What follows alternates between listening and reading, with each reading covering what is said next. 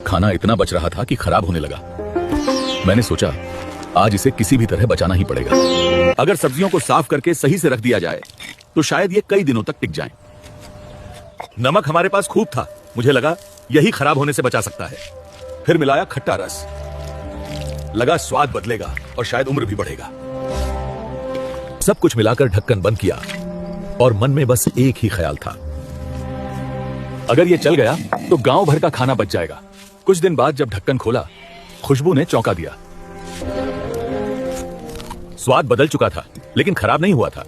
सबको पसंद आया और तभी समझ आया हमने अनजाने में दुनिया का पहला अचार बना लिया था। यही साधारण तरीका दुनिया भर में फैल गया और इंसानी इतिहास हमेशा के लिए बदल गया।